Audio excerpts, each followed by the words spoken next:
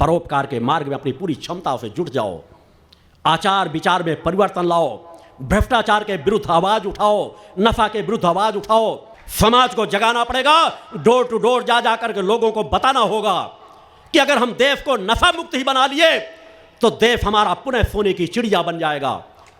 हम 75% समाज के घरों में सुख शांति और समृद्धि लाने में सफल हो जाएंगे। जरा सोचो, जिस घर में उस घर का कमाने वाला रोज जो कमाता है शराब पी करके घर में जाता होगा, उस घर की महिलाओं की क्या हालत होती होगी, बच्चों की क्या हालत होती होगी, वो कितने डरे और सहमे से जीवन जीते होंगे।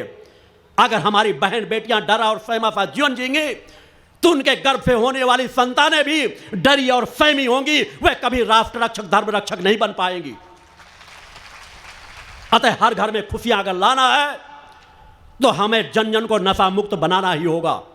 पूरी क्षमता से लगना हो रहा का यही हमारा धर्म है। इसी से माता भक्ति प्रसन्न होंगी कि नित्य आराधना करो और दोनों कार्यों के एक बराबर बांट करके रखो। आत्म कल्याण के लिए साधना करो और जन कल्याण के लिए तुम्हारे पास जो सामर्थ्य है उस सामर्थ्य को लगाओ, उस दिशा में कार्य करो। समाज बदलेगा। अगर आज देश के करोड़ों करोड़ों लोग मेरी कुछ समय की यात्रा में इतना बड़ा परिवर्तन आया है तो आने वाले समय में और भी परिवर्तन आएगा। मगर कभी अनित अन्याय अधर्म से समझौता मत करो। नमक रोटी खा लेना श्रेष्ठ है अनित अन्याय अधर्म की कमाई के मेवा और मिष्ठानों से। और मेरा तो कहना कि भूखों मर जाना श्रेष्ठ है, मगर अनित अन्याय अधर्म की कमाई से अपने बच्चों का और अपना पेट मत पालो। नहीं, जो धन जिस तरह से आएगा वो उसी तरह से निकल भी जाएगा। आज अन्य समाज का पतन होता चला जा रहा है। उस पतन के मूल में भी अनित अन्याय धर्म का धन है। आज मानवता तड़प रही एक एक रुपए के लिए और अधर्मी अन्यायों के बेटे एक एक रात में लाखों लाखों करोड़ों करोड़ों रुपए खर्च कर रहे हैं। कोई किसी तरह के पार्टियों का आयोजन कर रहा है, कोई किसी तरह की पार्टियों का आयोजन कर रहा है, कोई अय्याशी में डूबा हुआ है।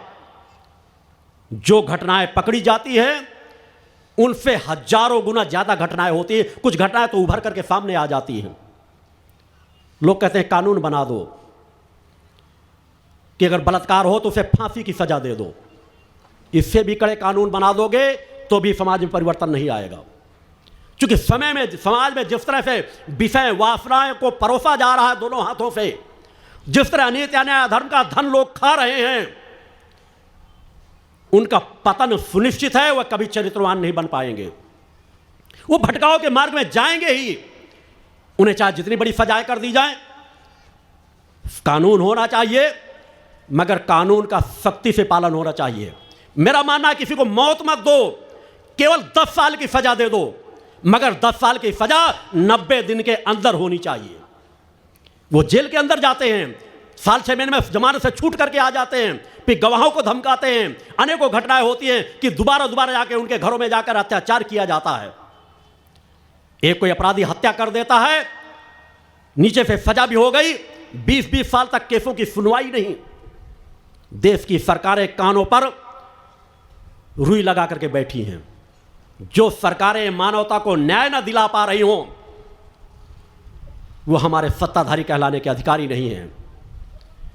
उन्हें सचेत करना पड़ेगा कि अगर तुम हमें सुरक्षा नहीं दे सकते, हमें न्याय नहीं दे सकते, तो धिक्कार है तुम्हारे जीवनों पर। या तो तुम हमें वो मार्ग दो या तो गद्दी छोड़ दो। आज कहीं पर देखो लोग तड़प रहे हैं। जमीन जायदाद का छोटा सा मुकदमा हो जाता है, पीढ़ियों दर पीढ़ियों चलता रहता है। धिक्कार है मानवता की सोच पर, धिक्कार है उन राजनेताओं को जो सोचना ही नहीं चाहते और फिर भी कहेंगे हम समाज के लिए बहुत कुछ कर रहे हैं। तुम्हारे पास सत्ता है, तुम जो चाहो कर सकते हो, मगर कुछ नहीं किया जा रहा। उसके मूल में है कि हमारे 5 स्तंभ हिल चुके हैं। न्यायपालिका, कार्यपालिका, व्यवस्थापिका, मीडिया और धर्मतंत्र, ये 5 स्तंभ हैं। 4 पाए और मूल में धर्म छिपा हुआ है जो चारों को ऊर्जा देता है। क्योंकि धर्म गया नहीं कि चारों स्तंभ लड़खड़ा जाएंगे, मगर आज तो मूल स्तंभ ही लड़खड़ा गया है। लोग धर्म के नाम पर केवल संपत्ति लूटने में लगे, अपने बड़े बड़े संस्थान लगाने में लगे हैं।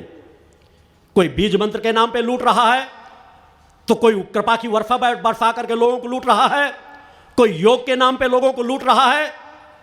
इनका जीवन चरित्र क्या है? जो समझना चाहे मेरे पास आए। इनके खिलाफ मैंने 20 साल पहले से, अनेकों 10-10, 15-15 साल पहले मंचों से कहा था कि आने वाले समय में सबके रहस्य खुलते चले जाएंगे। वह सब कुछ आने की तरह तुम्हारे खुलता जरूर चला जाएगा। तुम्हें आवश्यकता है आवाज उठाने की। तुम क्षणिक प्रलोभनों में भटके हो, इसलिए तुम्हें लोग लूट रहे हैं। अतः लूटना बंद करो। कब तक लूटोगे?